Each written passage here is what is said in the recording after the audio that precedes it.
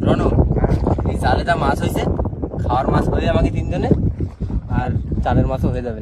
যদি না হয় তাহলে কি হবে? তোর সাথে চ্যালেঞ্জ থাকলো। কি খাওয়ানো হবে বল? তুই কি খাবি? বিরিয়ানি। বিরিয়ানি? হ্যাঁ। ঠিক আছে, চ তোল।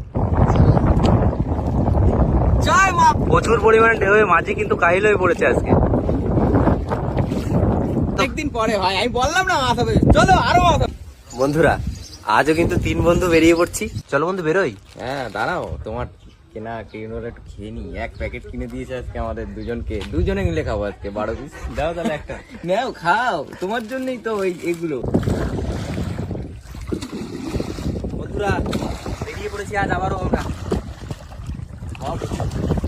প্রচুর স্রোত।